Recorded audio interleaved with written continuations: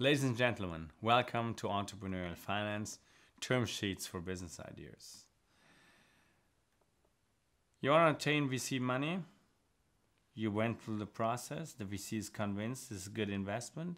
He already did a due diligence, so he didn't find anything that would take him away from investing.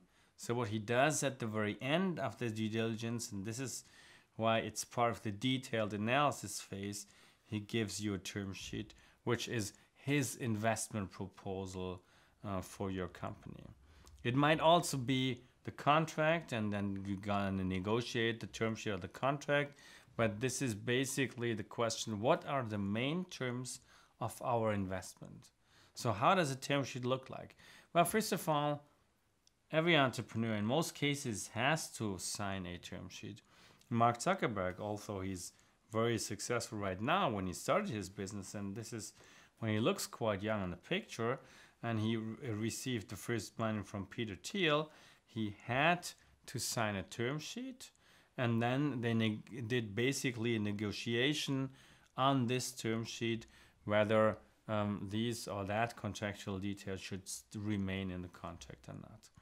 So what are the basic elements of the term sheet? Well, this is a typical term sheet. So it's a term sheet, if you can read that, for a Series A preferred stock financing. And if you'll read that, you see it is not the first investment, because that would be the seed investment. So this is the Series A investment. And secondly, it's preferred stock financing. And this is the first part, which is being dealt with in a term sheet, which is the question of the shares. What is the type of shares? What shares do the founders get? What are the employee shares, and so on? So that's the first question. The second question is about the rights associated exactly to those shares, especially to those shares the VC gets.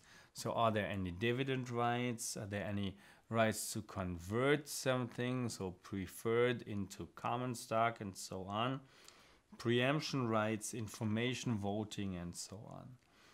The next part is the contractual details, so the rights which are associated to the contract. Should the contract remain confidential? Does the VC get some exclusivity for the negotiation period? Can he enforce someone to sign the contract, and so on? This is the next part which is being dealt with in a term sheet. Other details are more, let's say, financial details, because if you, on the one hand, look at the valuation of the company, and this is also part of the term sheet, you also have to look at the potential exit mechanisms which VCs normally need to realize their business model. Especially, do they have some preferences, liquidation preference, when there is an exit of this company? How can they protect their investment? So are there some ratchet rights? Are there anti-dilution, dilution protections? Can they drag founders to sell, or do they have tag-along rights, and so on? This is how to protect the investment. And last but not least, there are a couple other details which you can put in a term sheet, which is, for example, does the VC want a board representation to have a better information rights? Who's going to pay for the whole transaction, and so on? This is all elements of term sheets. So this is basically the sheet the VC gives to the founder by saying, I'm going to invest under these terms, or under these conditions.